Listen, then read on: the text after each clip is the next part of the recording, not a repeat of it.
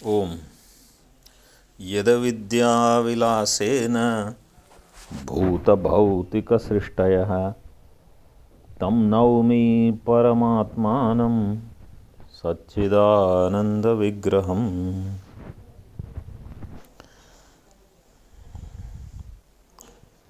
आगम परिच्छेद में जाति में शब्द की शक्ति है कि व्यक्ति में शब्द की शक्ति है और ज्ञान किस प्रकार होता है इसका यहाँ विवरण चल रहा है। तो पहला मत जो दिया था उसमें पहले मत में कहा कि शक्ति जो होती है वो जाति में होती है और उससे व्यक्ति का ज्ञान इसलिए होता है क्योंकि वहाँ हेतु दिया था जातिर व्यक्ति समान संविद संवेद्यत्वात्।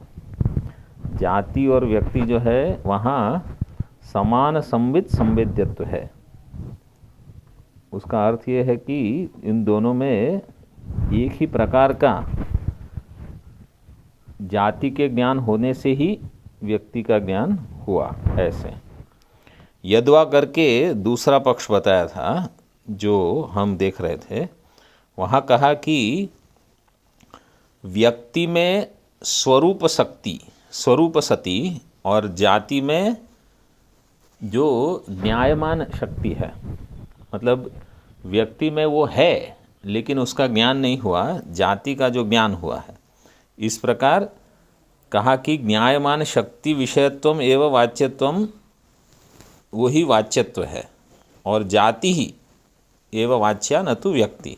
इस प्रकार ये दूसरा मत चल रहा था और इसमें अभी हम वो शंका देख रहे हैं। एक पृष्ठ 217 शंका है कि जाति ज्ञान उसकी शक्ति के ज्ञान से होता है और व्यक्ति ज्ञान स्वरूपतः विद्यमान शक्ति से होता है। ये हमने बताया। ये मानने में विनिगमक क्या है? विनिगमना का अर्थ है कि इसका निर्णय करना। निर्णायक आपके पास हेतु क्या है? तो विनिगमक वही कहते हैं कि जो निर्णायक हेतु है उसको कहते हैं विनिगमक। ये विनिगमक क्या है? आप ऐसा किस आधार पर मानते हो और इसके विपरीत आप क्यों नहीं मान सकते? कैसे कि शक्ति ज्ञान से ही व्यक्ति का बोध होता है किंतु जाति का स्वरूपत विद्यमान शक्ति से ज्ञान होता है, ऐसा क्यों न माना जाए? मतलब व्यक्ति का बोध हुआ शक्ति ज्ञान से और जाति स्वरूपत विद्यमान हो, ऐसा क्यों नहीं हो सकता? आप मान रहे हो कि व्यक्ति जो है वो स्वरूपत विद्यमान है और जाति जो है वो शक्ति ज्ञान से उसका ज्ञान हुआ, तो आप उसका विपरीत क्यों समझते नहीं? ऐसा क्यों नहीं मानते? अर्थात व्यक्ति ज्ञान में ज्ञात शक्ति की अपेक्षा होती है और जाति ज्ञान में स्वरूप शक्ति की आवश्यकता होती है, ऐसा आप क्यों नहीं मानते? व्यक्ति शक्ति ज्ञान से ही शीघ्रतया जाति ज्ञान होता है। आप कहते हो कि जाति ज्ञान से व्यक्ति का ज्ञान होता है। पूर्व पक्ष कह रहा है कि व्यक्ति शक्ति ज्ञान से शीघ्र जाति ज्ञान होता है, ऐसा आप क्यों नहीं मानते? अर्थात व्यक्ति शक्ति ज्ञान जाति ज्ञान में प्रयोजक है।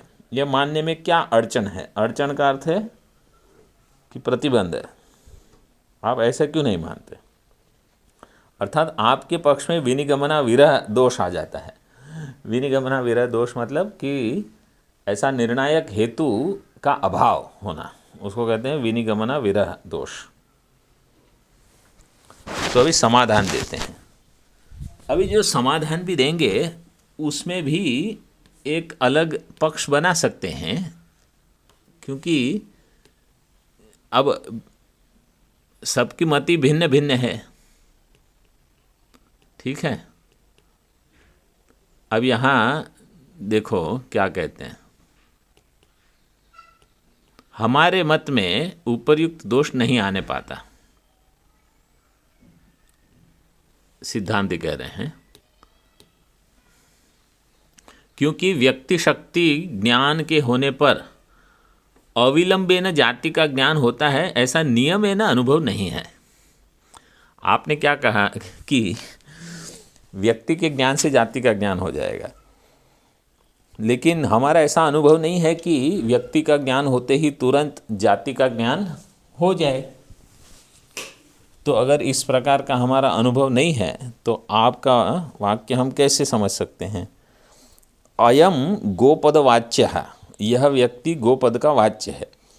इस वाक्य से व्यक्ति शक्ति ज्ञान, मतलब जो सामने स्थित गो व्यक्ति गोपद का वाच्य है, इस प्रकार शक्ति का ज्ञान होता है, परंतु वहाँ ज्ञान की उपस्थिति नहीं होती।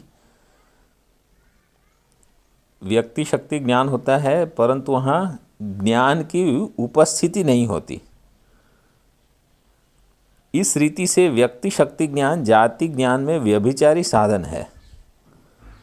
ज्ञान की उपस्थिति नहीं होती, इसका अर्थ क्या है कि वो जाति के बारे में जब आपको बताया कि अयम गोपद वाच्य है, ये व्यक्ति गोपद की है, तो व्यक्ति शक्ति ज्ञान होता है परंतु वहाँ जाति का ज्ञान नहीं होता, ऐसा कह रहे हैं।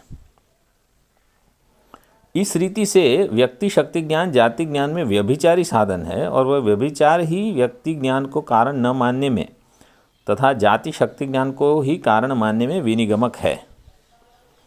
तो ज्ञान की उपस्थिति नहीं होती, इसका अर्थ यह है कि आपको ये प्रमा नहीं बन जाती कि इस प्रकार की एक जाति होगी और उस जाति के बारे में ये बता रहे हैं, व्यक्ति के बारे में नहीं जैसे ये अयम गो, यहाँ का अयम गो पदवाच्य है, तो ये बोध जाति के बारे में हो रहा है, व्यक्ति के बारे में नहीं होता। जैसे अयम घट है, तो ये घट है, हम भले ही बताएं कि इसको घट कहते हैं, लेकिन ये घट जाति के बारे में ही ज्ञान हुआ पहले, और वो यहाँ व्यक्ति में तो स्वरूप से उपलब्ध होने के कारण इसको भी घट कहा जाता है। ऐसे तो वही विनिगमना है। इसके अतिरिक्त अभी कुछ दोष भी बताते हैं। इसके अतिरिक्त व्यक्ति शक्ति ज्ञान में कारणता यदि स्वीकार की जाए, अगर आप व्यक्ति शक्ति ज्ञान में कारणता लोगे तो संसार भर के यच्च यावद व्यक्तियों का ज्ञान होना अशक्य होने से शक्ति ग्रह का संभव ही न होगा। इतने सारे व्यक्तियां हैं, अब सबका ज्ञान कैसे होगा?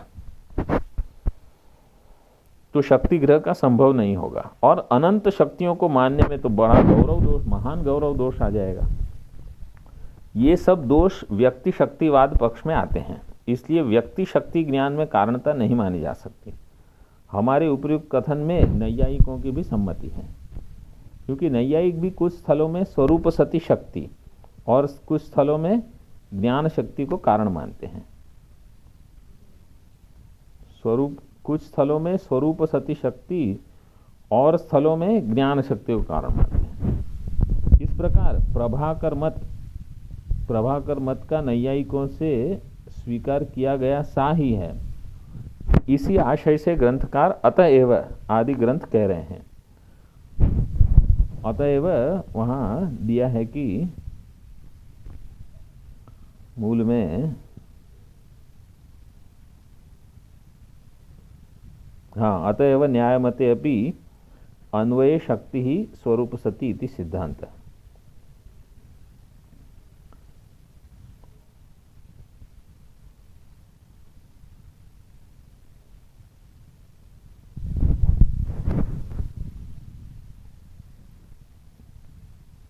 अब ये पक्ष थोड़ा, हाँ, पद और अन्वय दोनों के शक्ति के होने पर भी पदजन्य ज्ञान के लिए शक्ति की ज्ञात सत्ता ही कारण होती है, परंतु अन्वय बोधार्थ मात्र उसकी स्वरूप सत्ता के रहने से भी अन्वय बोध हो सकता है।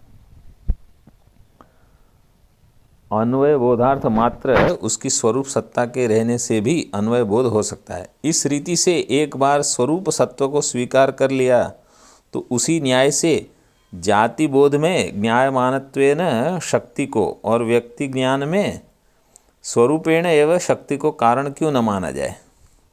इसलिए अन्वय में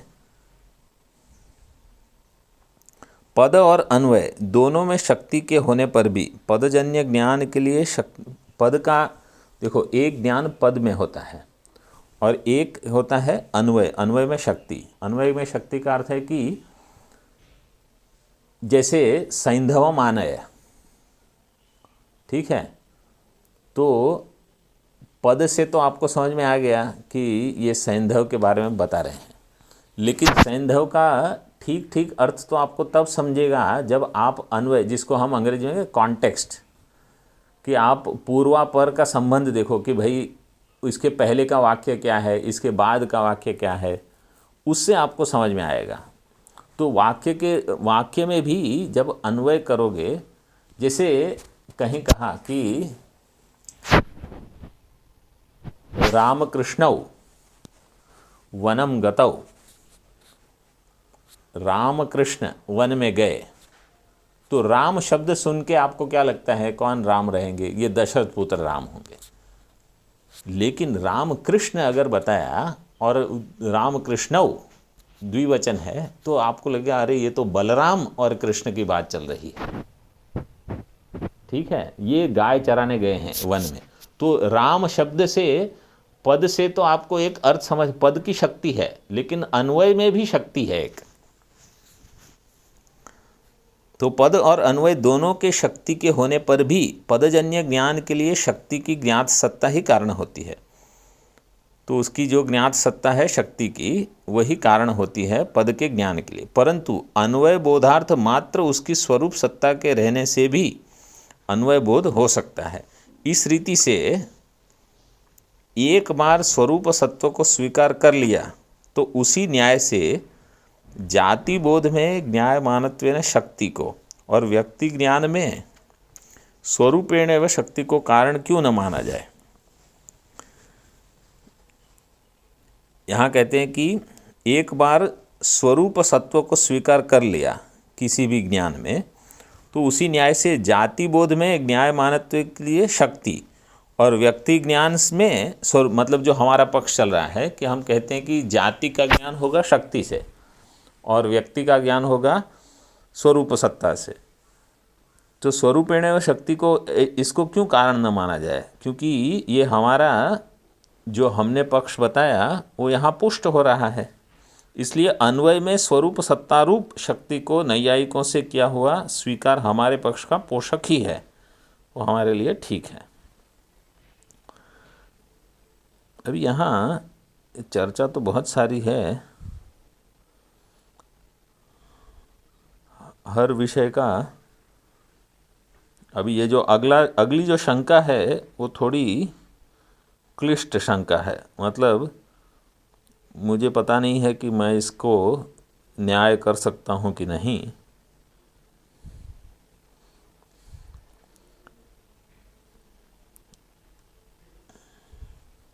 पढ़ते हैं, देखो शंका देखो।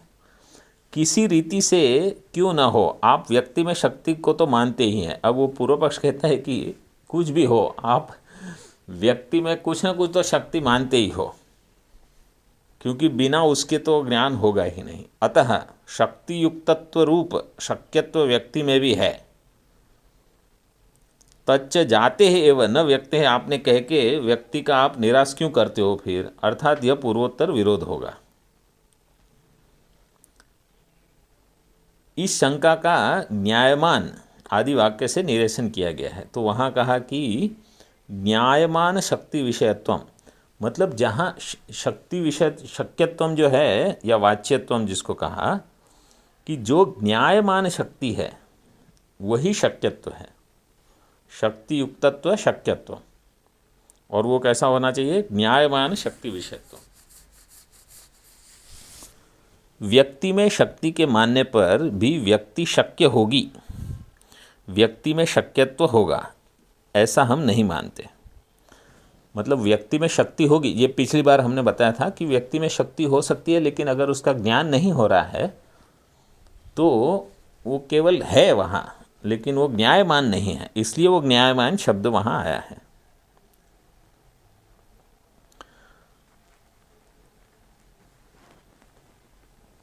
जिस पदार्थ में शक्यत्व होता है वह पदार्थ शक्य होता है।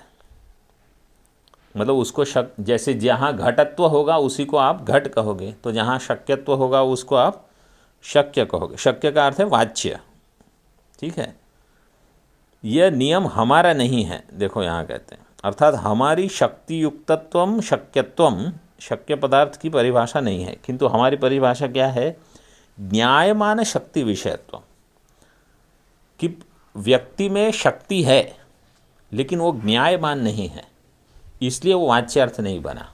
ज्ञायमान शक्ति विषयत्वम शक्यत्वम। ठीक है, यहाँ तक तो ठीक है। ज्ञान का विषय होने वाली शक्ति में जो पदार्थ विषय रहता है वो शक्य है, यह प्रसिद्ध है। इसी आशय से तादृश शक्ति विषयत्वम, यह शक्य की परिभाषा हमने की है। प्रकृति में व्यक्ति में शक्ति तो है परंतु वह ज्ञायमान नहीं है, उसका वहाँ ज्ञान नहीं रहता जो ज्ञायमान नहीं, इसलिए व्यक्ति में शक्यत्व नहीं आ पाता। ये एक यहाँ विशेष है कि शक्यत्व कहाँ मानना है, जहाँ ज्ञायमान है वही मानना है, मतलब जहाँ उसका ज्ञान हो रहा है। तो ज्ञान अगर जाति का हो रहा है तो शक्यत्व आपको जाति में मानना पड़ेगा, व्यक्ति में नहीं। किंतु शक्यत्व जातिनिष्ठ ही है, व्यक्तिनिष्ठ नहीं, व्यक्ति में शक्यत्व नहीं आ पाता। इस प्रकार शक्यत्व लक्षण में ज्ञायमान पद का निवेश करने से सिद्धांत में पूर्वोत्तर विरोध रूप दोष नहीं रहता।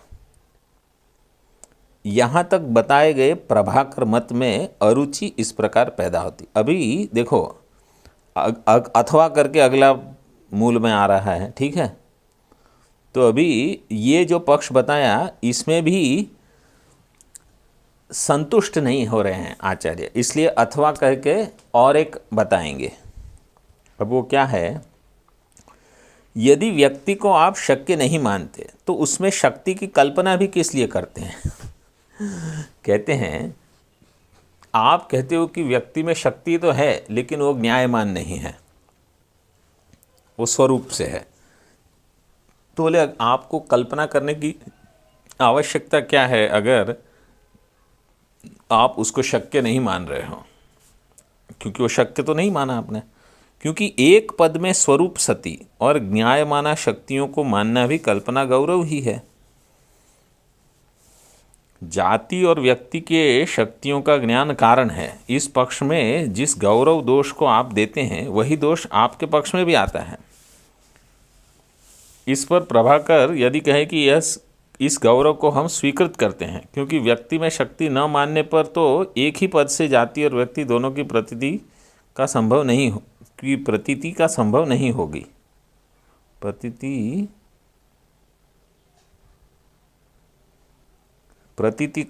नहीं होगी, नहीं, प्रतीति संभव नहीं होगी। का हटा दो वहां से।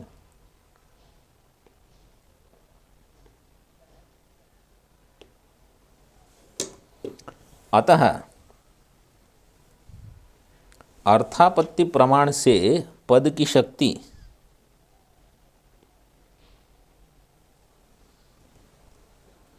व्यक्ति में भी हम मानते हैं। वो कहते हैं अर्थापत्ति प्रमाण से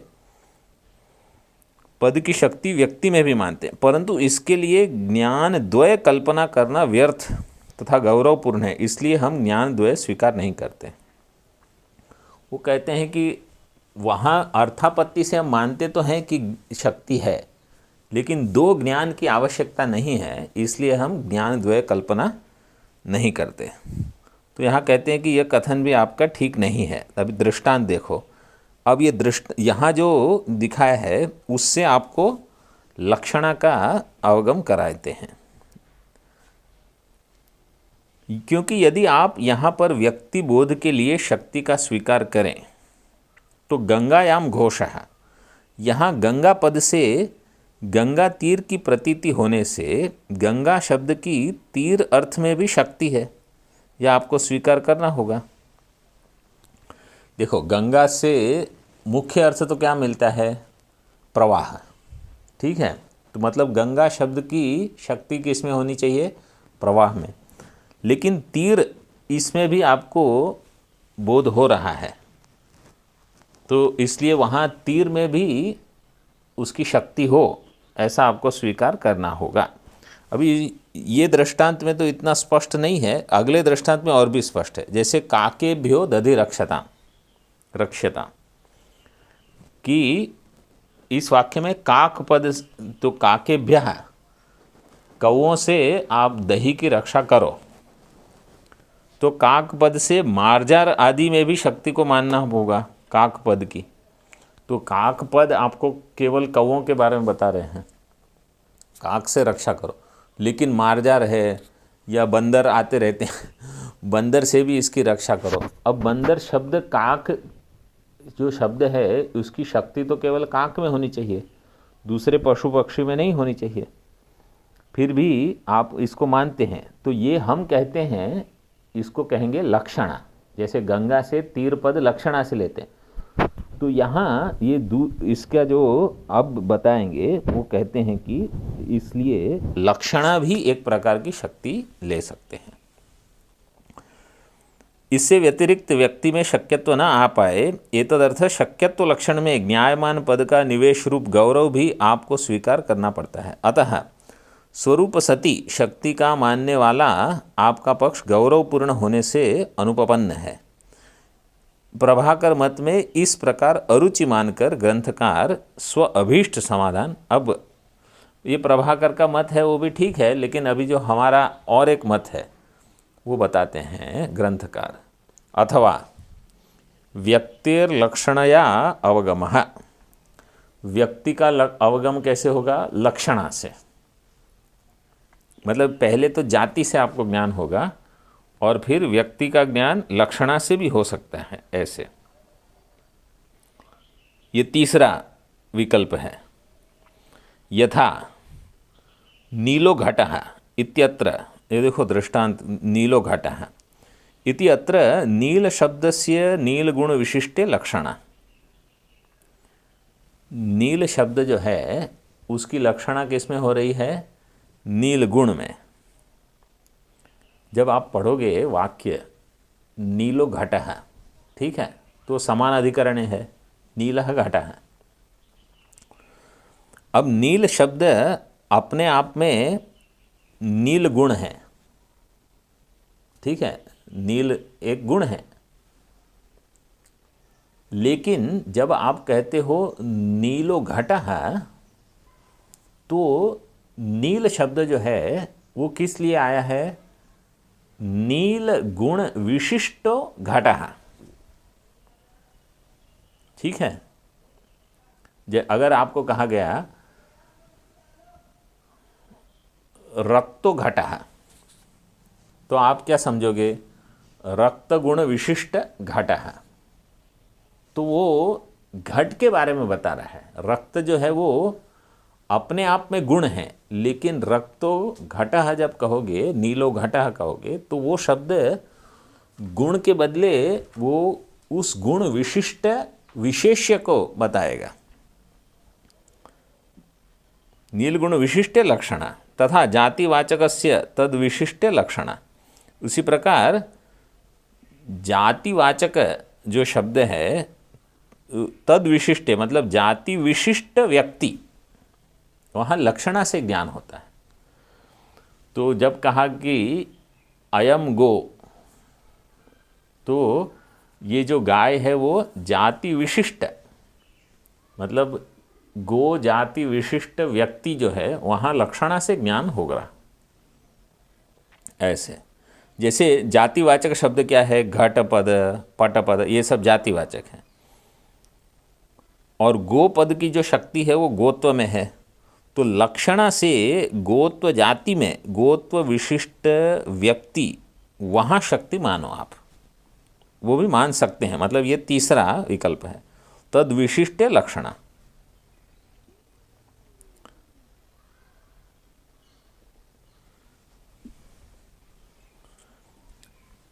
ठीक है, तो इस प्रकार ये एक तीसरी चीज, मतलब तीसरे विकल्प से तीसरी व्याख्या हो गई कि ज्ञान कैसे होता है वाक्य से।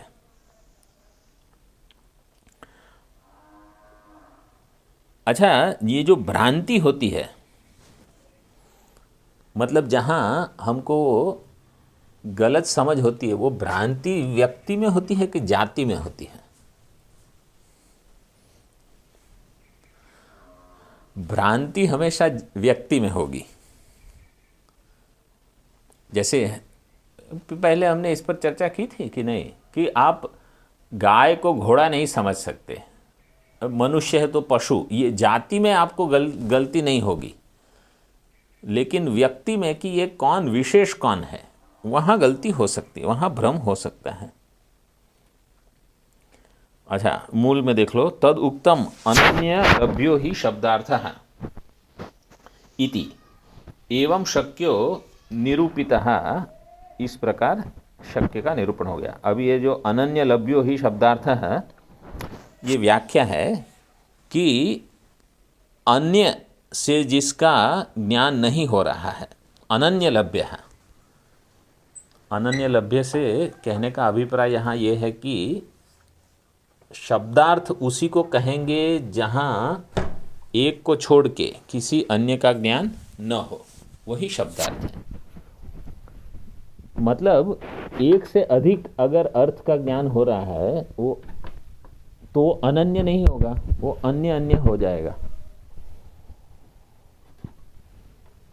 तो यहाँ कह दिया कि अनन्य, ये पूर्व मीमांसा में ऐसे कहते हैं, अनन्य लभ्यो ही शब्दार्थ है।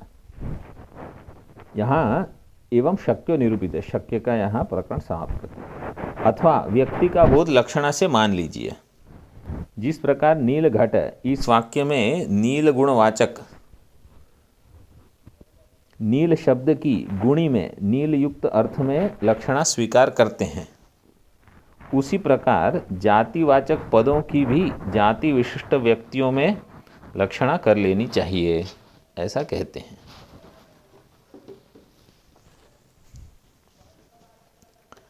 जातिवाचक पदों में जाति विशिष्ट व्यक्ति की लक्षणा करनी है, ठीक है। अब कहते हैं कि अतएव मीमांसकों ने जो अर्थ अनन्य लभ्य, अन्य प्रकार से ज्ञात नहीं होता, वही शब्दार्थ होता है, यह बताया है। इस रीति से शक्य पदार्थ का निरूपण कर दिया। तो जो अर्थ अनन्य लभ्य है, अन्य प्रकार से ज्ञात नहीं है, वही उस शब्द, उसका मतलब पद का अर्थ होगा। वहाँ उसी शब्द का अर्थ वही हो सकता है जो अन्य पद से, अन्य किसी प्रकार से वहाँ उपलब्ध नहीं है। अब विवरण करते हैं।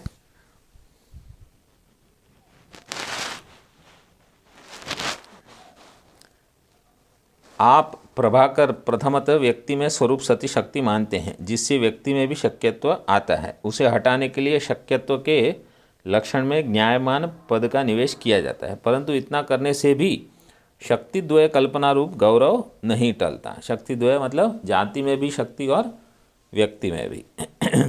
अतः गुरु कल्प के स्वीकार करने की अपेक्षा भाट्ट मत के अनुसार ही व्यक्ति बोध की व्यवस्था लगाना उचित है। यह व्यवस्था इस प्रकार है। वास्तव में नील शब्द गुण का वाचक है, नील रूप का, परंतु नील पदवाच्य नील गुण को घट द्रव्य तो कह नहीं सकते, क्योंकि आप जब नीलो घट कहते हो तो कैसे शब्द बन गया, नीलहा घटहा, ठीक है। तो ऐसा ही है जैसे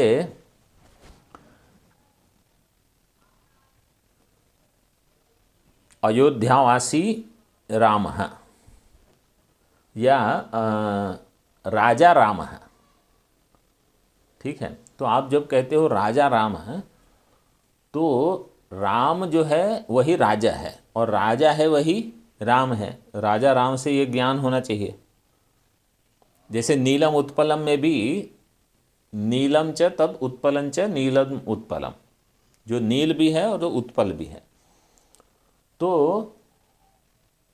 जिसको उत्पल शब्द बता रहा है उसको नील पद भी बता रहा है। इसी प्रकार यहाँ नीलो घटा है, तो जिसको घट शब्द बता रहा है उसको नील शब्द भी बताएगा।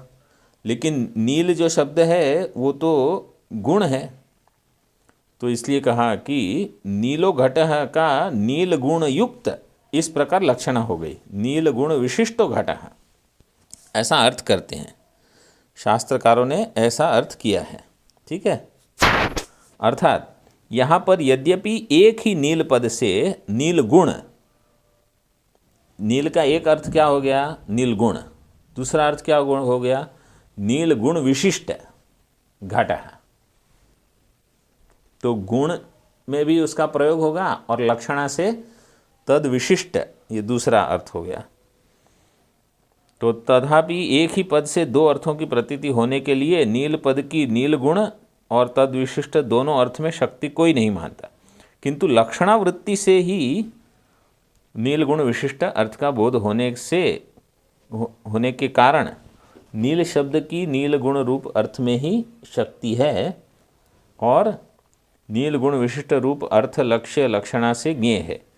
उसी प्रकार घटत्व जातिवाचक घट पद की घटत्व जाति विशिष्ट घट व्यक्ति रूप अर्थ में लक्षणा समझ लेनी चाहिए।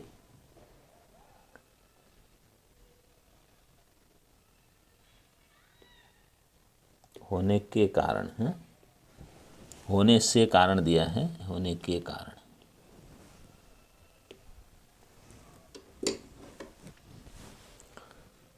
तो घट पद की घटत्व जाति विशिष्ट घट व्यक्ति इस रूप अर्थ में लक्षणा समझ लेनी चाहिए। इसी प्रकार गुणवाचक की गुण विशिष्ट में और जातिवाचक की जाति विशिष्ट अर्थ में लक्षणा स्वीकार करने पर प्रकृति में भी गो आदि एक ही पद से जाति का शक्ति से बोध होता है और ज्ञो व्यक्ति का लक्षणा से बोध होता है। ठीक है, इस रीति से व्यक्ति बोध की उपपत्ति लग जाती है। स्वरूप सत और न्यायमान दो शक्तियों की कल्पना भी नहीं करनी पड़ती तथा इस पक्ष में शक्यत्व लक्षण में न्यायमान विशेषण का निवेश कर न्यायमान शक्ति विषयत्वम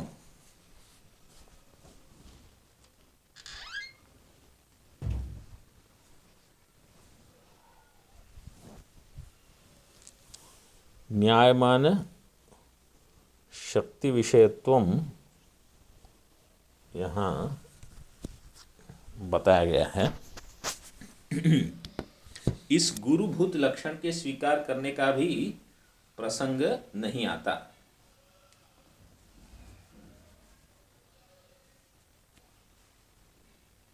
इसी प्रकार इस पक्ष में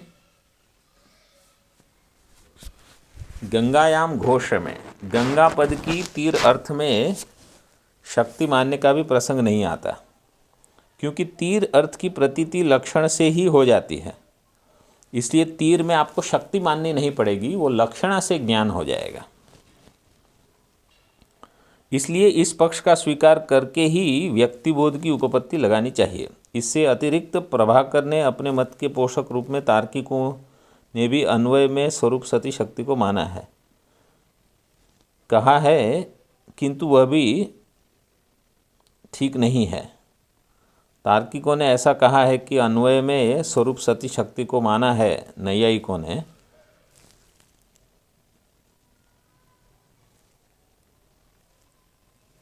क्योंकि ये वाक्य इसके अतिरिक्त प्रभाकर ने अपने मत के पोषक रूप में तार्किकों ने भी ये माना है, ऐसा कहा है, परंतु वह भी ठीक नहीं है, क्योंकि तार्किकों का स्वरूप सत्तारूप शक्तिवाद भी गुरुभूत ही है। गुरुभूत मतलब उसमें भी गौरव है, दोष है, और अन्वय वाक्य गम्य है, पदगम्य नहीं है। मतलब अन्वय का बोध आपको वाक्य से होगा, केवल पद से नहीं। इस कारण पद में अन्वय बोध करा देने का सामर्थ्य नहीं है, इसलिए पदों की केवल जाति में ही शक्ति है और व्यक्ति अन्वय तथा गंगादि पदों से तीरादि बोध यह सब लक्षणागम्य मानने में अत्यंत लाघव है। अतः क्योंकि जैसे आप कहो गंगायाम घोषः, देखो गंगायाम नौका, आपको गंगा शब्द का क्या अर्थ समझ में आएगा? प्रवाह। हाँ, क्योंकि नौका है वहाँ तो प्रवाह में होगी। गंगायाम घोष अगर कहा गया कि हाँ, तो गंगा शब्द का अर्थ तीर लेना पड़ेगा, तो वो शब्द आपको वाक्य के अन्वय से समझ में आ जाएगा।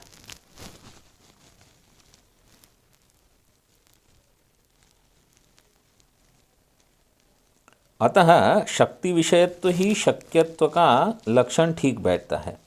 ग्रंथकार ने अपने इस कथन में तदुक्तम इत्यादि ग्रंथ से मीमांसकों की सम्मति प्रदर्शित की है। उस वाक्य का तात्पर्य इस प्रकार है, अभिधा वृत्ति से अन्य लक्षणादि वृत्ति से, अभिधा वृत्ति से अन्य लक्षणादि वृत्ति से जिस अर्थ का ज्ञान हो सकता है, अभिधा वृत्ति से जो अलग है लक्षणावृत्ति, वहाँ जिस अर्थ का ज्ञान हो सकता है उसमें पद की शक्ति मानने की कोई आवश्यकता नहीं है। अन्यथा दूसरी लक्षणावृत्ति को कहीं अवकाश ही नहीं मिलेगा, क्योंकि सभी जगह शक्ति से ही पदार्थोपस्थिति हो सकेगी। यदि शब्द की अभिधा रूप एक ही वृत्ति को मान ले तो तुम शत्रु के घर भोजनार्थ मत जाओ, इस उद्देश्य से विषम भुंक्ष्व, विष खाओ, इस प्रकार किसी हित चिंतक व्यक्ति के कहने पर उन पदों की शत्रुगृह में भोजन निवृत्ति रूप अर्थ में भी ये है उसका मानना होगा। इस अति प्रसंग का निवारण करने के लिए यदि लक्षणा नामक वृत्ति को अभिधा वृत्ति से पृथक मानना आवश्यक हो तो जहाँ जिस अर्थ में लक्षणा की प्रवृत्ति का संभव है वहाँ उस अर्थ में उस शब्द की शक्ति मानना अनुचित है। इसलिए मतलब जहाँ लक्षणा से ज्ञान होगा तो जो लक्षणा से ज्ञात है फिर उसको वहाँ सीधे शक्ति नहीं माननी चाहिए, वो लक्षणा से लक्षणा वाली शक्ति है, वाच्य नहीं है।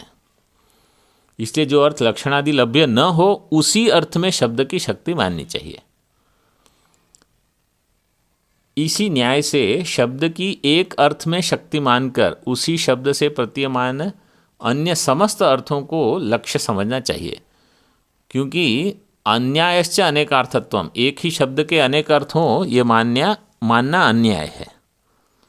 मतलब मुख्य अर्थ एक रहेगा, बाकी सब होगा लक्षणा से ज्ञात।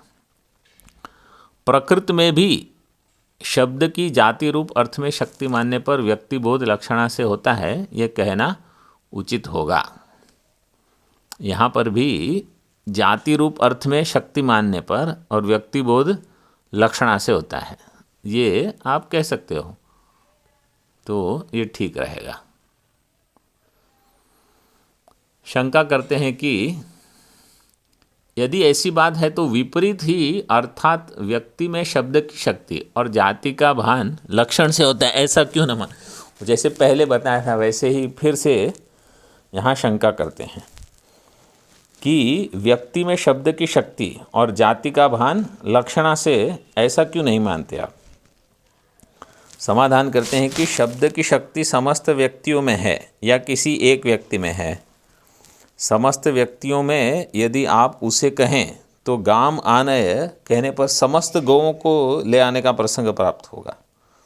शब्द की शक्ति व्यक्ति में है कि जाति में है। अगर सब व्यक्ति में अगर है तो आपको सबको लाना होगा, हर एक व्यक्ति को गाम आने कहने पर। जैसे दूसरा दृष्टांत देते हैं कि वो कहते हैं ब्रह्मचारियों को बुलाओ, तो कौन से ब्रह्मचारियों को बुलाओगे, और जो वहाँ पर उपलब्ध है उन्हीं को बुलाना है, विश्व भर के ब्रह्मचारियों को थोड़ी बुलाना है। जैसे ब्राह्मणों को भोजन खिलाओ, तो जो ब्राह्मण वहाँ आए हैं ऋत्विक यज्ञ करने उनको भोजन खिलाओ पहले, उसका अर्थ ये है। एक व्यक्ति में इस आपत्ति से बचने के लिए एक व्यक्ति में शक्ति है अगर आप ऐसे कहो तो अन्य गो व्यक्ति में शक्ति नहीं है ऐसा कहना पड़ेगा। यदि अन्य व्यक्ति में भी शक्ति है कहो तो अश्वादि अर्थों में भी उस शब्द की शक्ति प्राप्त होगी। वही शक्ति अगर सभी व्यक्ति में, तो अश्व भी व्यक्ति है तो उसको भी गो पद की शक्ति वहाँ भी लग जाएगी। इसलिए व्यक्ति शक्तिवाद, इसलिए जाति में गो शब्द जाति में ही रखो और व्यक्ति के लिए लक्षणा, ये उचित है। व्यक्ति शक्तिवाद सर्वथा अनुपपन्न है, अतः जाति में ही पद की शक्ति और व्यक्ति आदि का बोध लक्षणाजन्य है, यही मत युक्त है। इस प्रकार शक्ति विषयत्वम शक्यत्वम और तच्च जाते है एव न व्यक्ते, यह हमारा मत सर्वथा उपपन्न है। यहाँ ये प्रकरण पूरा करते हैं। इस रीति से शक्य और लक्ष्य इन दो पदार्थों में से शक्य पदार्थ का निरूपण किया गया। अब लक्ष्य पदार्थ के निरूपण की प्रतिज्ञा करते हैं। अथ लक्ष्य पदार्थो निरूप्यते तत्र लक्षणा विषयो लक्ष्यः लक्षणा च द्विविधा। लक्षणा का जो विषय है उसको कहेंगे लक्ष्य, और शक्ति का जो विषय है उसको कहते हैं शक्य। शक्ति का विषय है उसको शक्य, और लक्षणा का विषय होगा उसको कहेंगे लक्ष्य। लक्षणा च द्विविधा, लक्षणा दो प्रकार की है, केवल लक्षणा और लक्षित लक्षणा च। तत्र शक्य साक्षात संबंध है केवल लक्षणा, शक्य का जो साक्षात संबंध है वो केवल लक्षणा है। यथा गंगायाम घोष इति अत्र प्रवाह साक्षात संबंधिनी तीरे गंगा पदस्य केवल लक्षणा। ये तो सरल है, ठीक है। गंगायाम घोष इति अत्र प्रवाह साक्षात संबंधिनी, संबंधिनी शब्द क्या है? संबंधिन शब्द है, उसकी सप्तमी एक वचन हो जाएगी संबंधिनी। तीरे, क्योंकि तीर जो है वो भी सप्तमी एक वचन है। संबंधिनी तीरे गंगा पद से केवल लक्षण। गोपद का शक्य जो है गोत्व, ठीक है, और उसमें शक्य संबंध वहाँ है गो में, और बाकी जो होगा वो लक्षणा से, उसका यहाँ निरूपण करते हैं। अब लक्ष्य पदार्थ का निरूपण किया जाता है। तत्र इति शक्य और लक्ष्य में से लक्ष्य वह होता है जो पदार्थ लक्षणा में लक्षणाजन्य ज्ञान में विषय हो। लक्ष्य क्या है? जो लक्षणाजन्य ज्ञान का विषय होता है उसको कहा गया लक्ष्य। जैसे गंगायाम, तो गंगा पद से तीर जो है वो हो गया लक्ष्य। लक्षणा दो प्रकार की है, एक है केवल लक्षणा और एक है लक्षित लक्षणा। तो लक्षित लक्षणा में लक्षणा से दूसरी लक्षणा, ऐसे इस भेद से लक्षणा दो प्रकार की है। उनमें शक्य का साक्षात संबंध जहाँ हो वह केवल लक्षणा है। जैसे गंगा पर घोष, इस वाक्य में गंगा पद की, गंगा पदवाच्य गंगा प्रवाह रूप पदार्थ के साथ साक्षात संयोग से संबंध रहने वाले तीर रूप अर्थ में केवल लक्षणा है। इसका विवरण करते हैं अभी। शक्य पदार्थ का निरूपण करने के अनंतर लक्ष्य पदार्थ ही आकांक्षा का विषय होता है, क्योंकि पहले बताया था कि एक है शक्य और एक है लक्ष्य। तो शक्य का निरूपण आपने कहा कि समाप्त हो गया, तो अब क्या करोगे? तो अब लक्ष्य का निरूपण करना होगा, तो आकांक्षा इसी को कहते हैं। अतः लक्ष्य पदार्थ का निरूपण करना उचित है। जिस प्रकार शक्ति विषयत्व यह शक्य का लक्षण बताया, उसी प्रकार लक्षणा में भी, लक्षणा में जो पदार्थ विषय होता है वह लक्ष्य। तो लक्षणा विषयत्व जो होगा वो लक्ष्य होगा, जैसे शक्ति विषयत्व होगा वो शक्य होगा।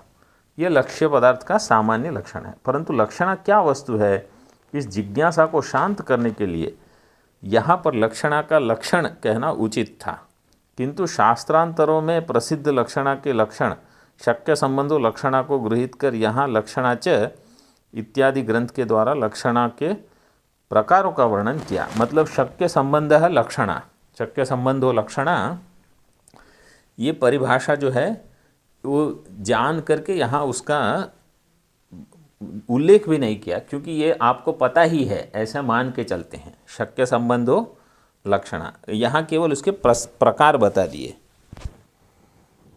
प्रसंगतः लक्षणा के स्वरूप को बताना अनुचित न होगा।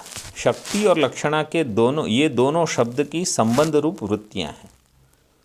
शब्द की दो वृत्तियां हो गई, शक्ति और लक्षणा। इनमें जो पदार्थ प्रथमतः उपस्थित ज्ञात होता है उसके साथ पद का मुख्य संबंध होता है और वही शक्ति है, जो पहले मतलब सीधे ज्ञात हो जाता है। ऊपर मुख्य संबंध कहने से अमुख्य संबंध भी प्रतीत होता है। वो अमुख्य संबंध वह है पद का श्रवण होते ही मुख्यत्वेन प्रथम जिसका ज्ञान नहीं होता, वरन उसके लक्ष्य अर्थ का शक्यार्थ के साथ संबंध ज्ञान होने के अनंतर ज्ञान हो, यही लक्षणावृत्ति है। मतलब पहले ज्ञान नहीं होगा, फिर कब होगा? लक्ष्य अर्थ का शक्यार्थ के साथ संबंध ज्ञान होने के अनंतर जो होगा। इसी कारण शक्य संबंधो लक्षणा, ये लक्षण लक्षणा का किया गया है। पद के वास्तविक अर्थ का मुख्य वृत्ति से ही सर्वत्र बोध मानना उचित है, परंतु जहाँ इस मुख्य वृत्ति का संभव ही नहीं रहता वहाँ इस अमुख्य वृत्ति का स्वीकार करना पड़ता है। इस संबंध में अग्रिम अभियुक्त वचन ध्यान में रखने योग्य है। अब यहाँ देखो लक्षणा की एक परिभाषा दे दी। मानांतर विरोधे तु मुख्यार्थस्या परिग्रहे मुख्यार्थेना विना भूते प्रवृत्तिर्लक्षणे लक्षणेष्यते या लक्षणोच्यते। ये आपको याद है? ये श्लोक कहीं आया है? हाँ, ये हाँ तो प्रकरण ग्रंथ में ही होगा, उपनिषद में थोड़ी होगा, गीता में तो है नहीं ये वाक्य वृत्ति में आया है। लेकिन आप देख लेना वाक्य वृत्ति का जो श्लोक है ना, तो यहाँ देखो क्या कहा है, मानांतर विरोध हेतु।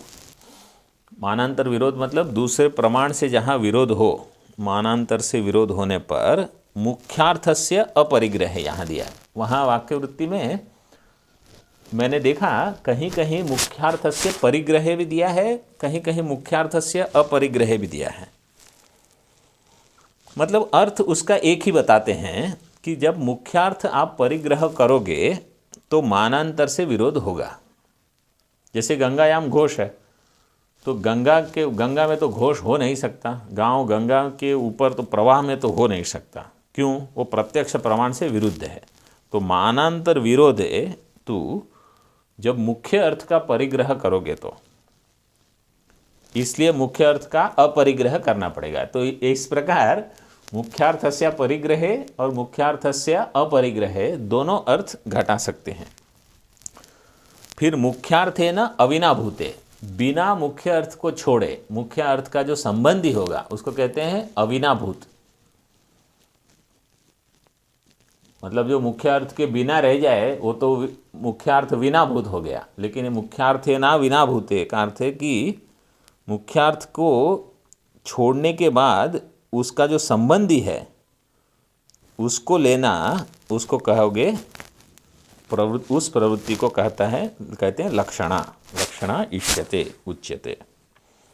देखो यहाँ विवरण किया है अभी। जहाँ पर मुख्य अर्थ का अन्य प्रमाणों के साथ विरोध रहने से उसका मुख्यार्थ का ग्रहण नहीं किया जाता, मुख्यार्थ का ग्रहण नहीं किया जाता। वहाँ पर मुख्य अर्थ के साथ अविनाभूत, अविनाभूत का अर्थ है नित्य संबंध। ये धूम और अग्नि का अविनाभाव है, क्योंकि जहाँ जहाँ धूम होगी वहाँ वहाँ अग्नि होगा। वैसे उस नित्य संबंध अर्थ की कल्पना करना ही लक्षणा है। जैसे गंगायाम घोष, यहाँ पर गंगा पद का मुख्य शब्द श्रवण होते ही प्रथमतः मन में उपस्थित होने वाला अर्थ प्रवाह, भगीरथ, रथ रथांग, खातावच्छिन्न जल प्रवाह,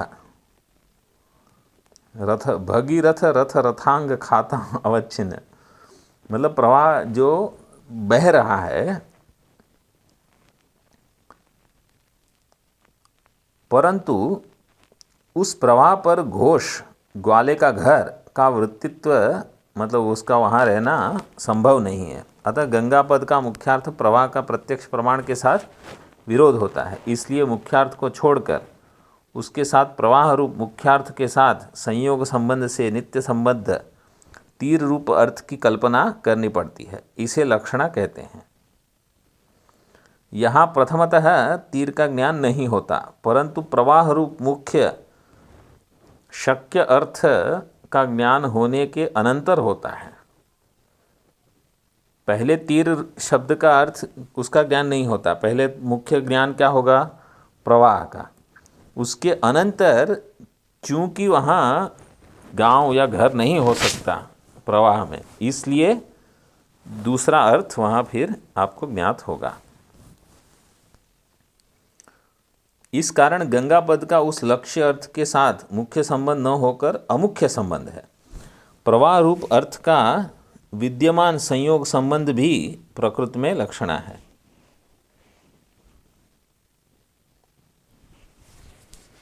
प्रवाह रूप अर्थ का विद्यमान संयोग संबंध भी प्रकृति में लक्षणा है। यद्यपि यह संयोग संबंध गंगा और तीर का संबंध है और इसी कारण वह पद वृत्ति नहीं है, किंतु प्रवाह वृत्ति है। तथापि स्वप्रतियोगी वाचकत्व रूप परंपरा संबंध से तीर पद के साथ भी गंगा पद का संबंध है, क्योंकि गंगा पद किसी न किसी प्रकार से तीर से, गंगा से तीर भी जुड़ा हुआ है, इसलिए वहाँ अमुख्य संबंध है, परंपरा से संबंध है। इस रीति से लक्षणाजन्य तीरादि पदार्थों के ज्ञान में विषय होने वाले तीरादि पदार्थ लक्ष्य है। यह शक्य संबंध मुख्य संबंध कहीं पर साक्षात संयोग आदि संबंध रूप रहता है और कहीं पर परंपरा से रहता है। इस कारण लक्षणा के भी दो प्रकार होते हैं, संबंध के अनुरोध से केवल लक्षणा और लक्षित लक्षणा, ये उनके नाम है। तो शक्य वाच्य मुख्य अर्थ से साक्षात संबंध हो तो उसको केवल लक्षणा कहते हैं, वो तो बता दिया। जैसे प्रवाह रूप वाच्यार्थ का तीर रूप लक्ष्यार्थ के साथ साक्षात संयोग संबंध है, इसलिए गंगायाम घोष में केवल लक्षणा है, केवल लक्षणा है। अब शक्य परंपरा संबंध रूप द्वितीय लक्षणा के प्रकार को बताते हैं। इसको पढ़ लेते हैं, फिर विवरण छोटा ही है, चलो देखते हैं। यज्ञ लिखा है पुस्तक में, यज्ञ नहीं, यत्र यत्र शक्य परंपरा संबंधेन अर्थांतर प्रतीति तत्र लक्षित लक्षणा। शक्य के साथ परंपरा संबंध से अर्थांतर प्रतीति हो उसको कहते हैं लक्षित लक्षणा। दृष्टांत क्या दिया है, यथा द्विरेफ पदस्य रेफद्वये शक्तस्य भ्रमर पद घटित परंपरा संबंधेन मधुकरे वृत्ति।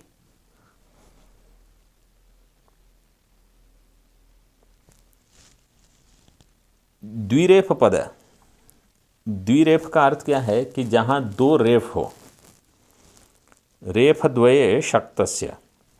जैसे भ्रमर, भ्रमर शब्द जो है, भ्रमर में र कितने हैं, दो है ना, तो रेफ द्वय है वहाँ, ठीक है। इसलिए भ्रमर को द्विरेफ ऐसा नाम भी दिया जाता है। तो भ्रमर पद घटित परंपरा संबंधेन मधुकरे वृत्ति ही। तो जब आप कहोगे कि यहाँ पुष्प के ऊपर द्विरेफ बैठा है, तो द्विरेफ का सीधा संबंध कहाँ होगा, देखो पहला साक्षात संबंध होगा लक्षणा से भ्रमर शब्द से, क्योंकि वहाँ दो रकार है, द्विरेफ है वो।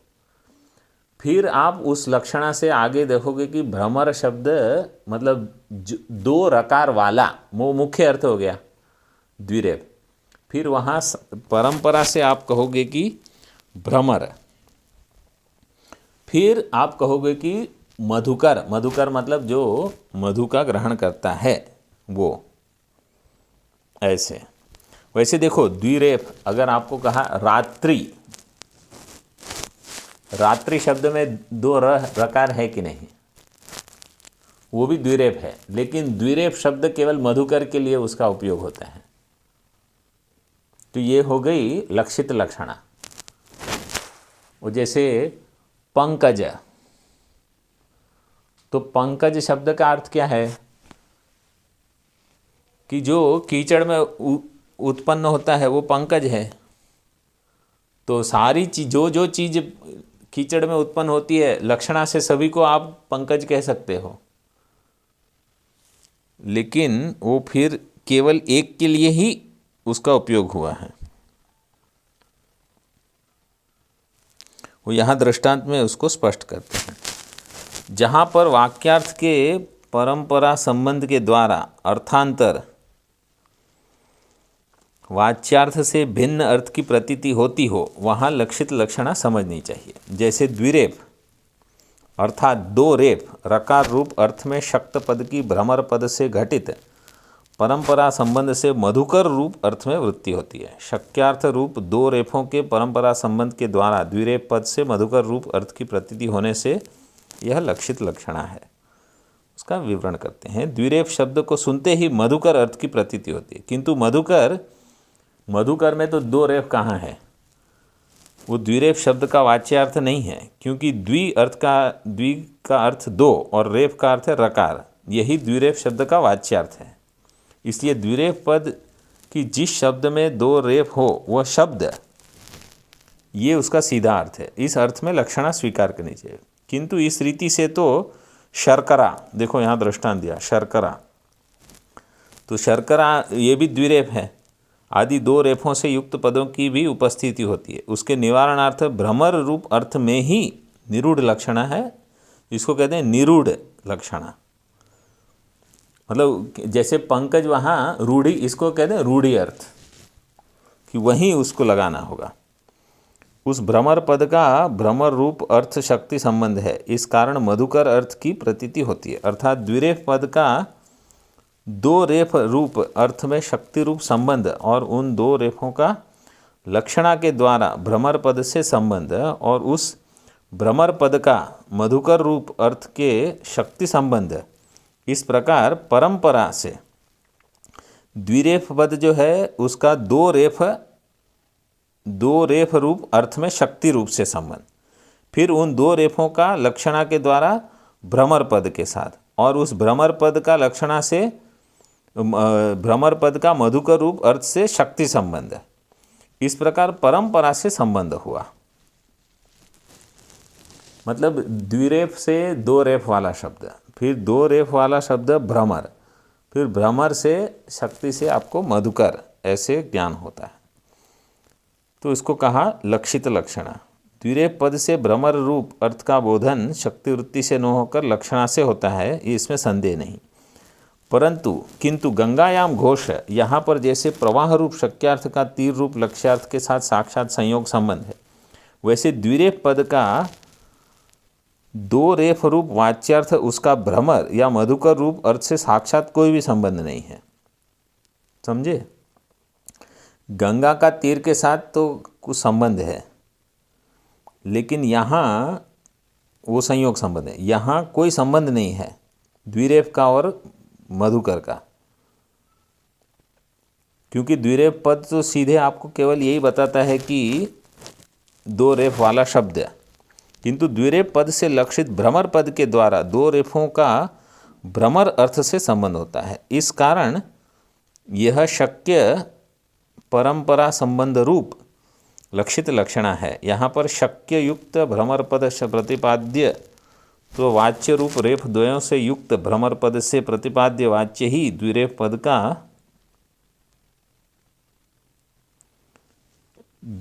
पद का मधुकर रूप अर्थ के साथ संबंध है। इस संबंध में भ्रमर पद घटक है, अवयव है, इसलिए यह संबंध भ्रमर पद से घटित कहा जाता है। यहाँ पर दो लक्षणाएं करनी होती है, उनमें द्विरेफ पद की रेफ द्वय युक्त भ्रमर पद में जो लक्षणा की जाती है उसे केवल लक्षणा कहेंगे, पहली वाली। कारण यह है कि शक्य वाच्य रेफ द्वय का रेफ द्वय युक्त भ्रमर पद के साथ अवयवी भाव रूप साक्षात संबंध है। भ्रमर पद के साथ द्विरेफ का साक्षात संबंध है और मधुकर रूप अर्थ का उसके साथ साक्षात संबंध नहीं है, किंतु भ्रमर पद के साथ वाच्यवाचक भाव संबंध है मधुकर का और भ्रमर का। अर्थात यहाँ शक्य के साथ संबंध न होकर लक्षित के साथ लक्ष्य का संबंध है। इस कारण शक्य के साथ लक्ष्यार्थ का संबंध करना यदि अपेक्षित हो तो लक्षित के द्वारा ही होगा। इसलिए वहाँ संभवनीय परंपरा संबंध अर्थात स्वलक्ष्य पदवाच्यत्व, स्वलक्ष्य पदवाच्यत्व, स्व से रेफद्वय, लक्ष्य से भ्रमर पद, उसका वाच्यत्व मधुकर। इसको चाहिए तो आप थोड़ा वहाँ नोट कर लो। हाँ, इस प्रकार वो ज्ञान होता है। यहाँ पर वाच्यार्थ का संबंध न होकर वाक्यार्थ से या वाच्यार्थ से लक्षित भ्रमर पद का मधुकर रूप लक्ष्यार्थ का संबंध होने के कारण इस लक्षणा को लक्षित लक्षणा यह अन्वर्थ संज्ञा दी गई है। यहाँ तक रखते हैं। फिर जो अगला है वो अगले इसमें देखेंगे। ओम पूर्णमदः पूर्णमिदं पूर्णात् पूर्णमुदच्यते पूर्णस्य पूर्णमादाय पूर्णमेवावशिष्यते। ओम शांति शांति शांति। शंकरं शंकराचार्यं केशवं बादरायणं सूत्रभाष्यकृतौ वन्दे भगवन्तौ पुनः पुनः। ईश्वरो गुरुरात्मेति मूर्तिभेदविभागिने व्योमवद्व्याप्तदेहाय दक्षिणामूर्तये नमः। ओम शांति शांति शांति। ओम।